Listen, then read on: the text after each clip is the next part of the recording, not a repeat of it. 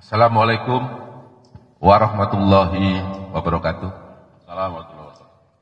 Selamat malam yang saya hormati Pak Kapus Penkum beserta jajaran, para Kasubdit, para Direktorat Penyidikan, terutama yang saya hormati teman-teman jurnalis yang setia mengikuti konfes pada malam hari ini.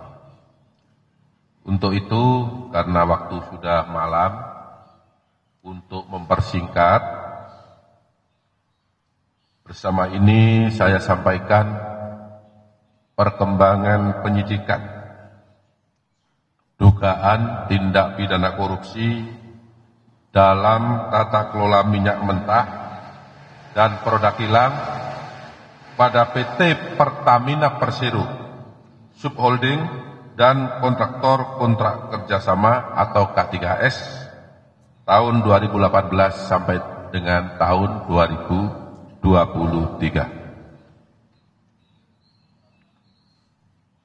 Teman-teman jurnalis, kita ketahui bersama bahwa penyidikan perkara ini terus berkembang seiring dengan waktu. Tentu di dalam perkembangannya ada fakta-fakta baru, ada alat bukti baru yang ditemukan oleh penyidik. Untuk itu akan saya sampaikan bahwa pada hari ini, hari Rabu, tanggal 26 Februari 2025, perkembangan penyidikan dugaan tindak pidana korupsi tata kelola minyak mentah dan produk kilang pada PT Pertamina Persero Subholding dan kontraktor kontrak kerjasama atau K3S sampai dengan saat ini, pasca telah dilakukan penahanan terhadap 7 tersangka, telah dilakukan pemeriksaan saksi terhadap dua orang.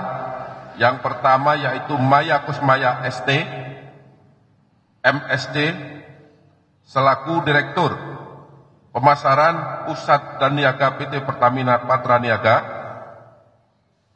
Yang kedua,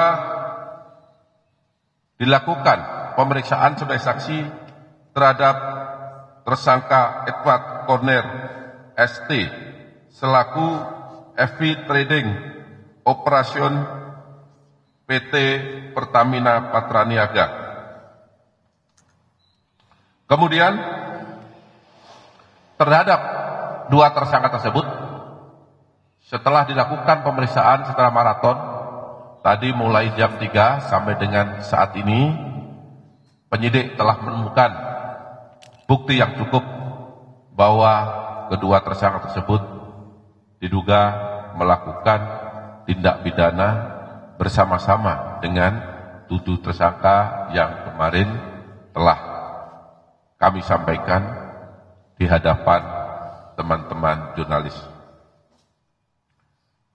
Terhadap 2 orang tersebut ditetapkan sebagai tersangka berdasarkan surat perintah nomor 19-FD-2-02-02/2025 tanggal 26 Februari 2025. Ini untuk tersangka Maya Kusmaya.